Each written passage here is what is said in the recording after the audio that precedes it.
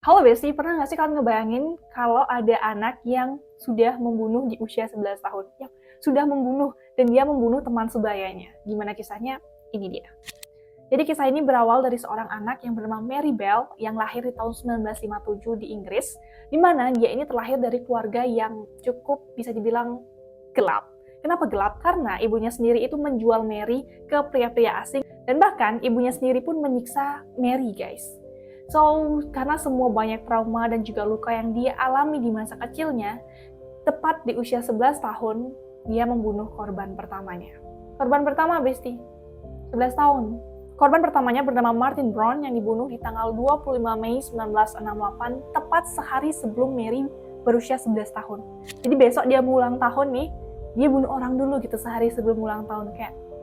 Dan dia membunuh korban pertamanya ini di rumah kosong yang ada di Newcastle. Jadi Mary itu pergi bareng temennya bernama Norman, ya dia nggak ada hubungan keluarga sama si Norman ini, dan mengajak si Martin Brown ini untuk ke rumah kosong tersebut. Lalu si Mary melancarkan aksinya dan mencekik Martin hingga tewas. Martin ditemukan tidak ada tanda-tanda kekerasan di tubuh Martin, sehingga kepolisian menganggap oh ini hanyalah kecelakaan. Jadi di sana si Mary ini belum tertangkap, Besti. Bahkan ya Mary itu balik lagi ke TKP sehari sesudah dia membunuh si Martin, lalu dia meninggalkan kayak catatan sinis bahwa gue yang ngelakuin pembunuhannya, kayak aku yang lakukan pembunuhan ini, kayak anak kecil 11 tahun loh. Aku 11 tahun kayak masih belum bisa naik motor juga ya.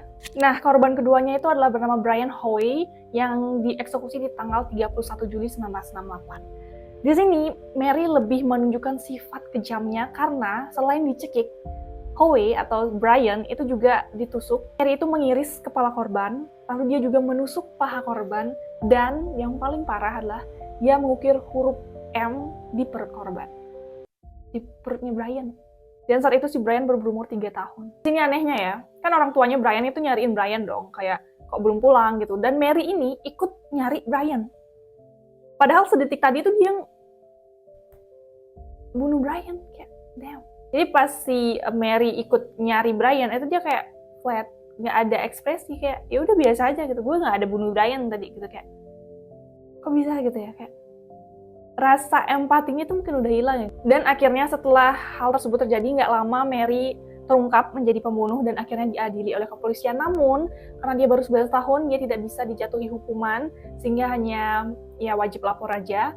Dan sampai sekarang Mary masih hidup dan sudah memiliki anak dengan identitas baru. So I don't know apakah dia membunuh lagi atau gimana. So menurut kalian dari ceritanya Mary, kayak manusia itu emang terlahir jahat atau memang dunia yang membuat manusia itu jahat? Bagaimanapun pembenarannya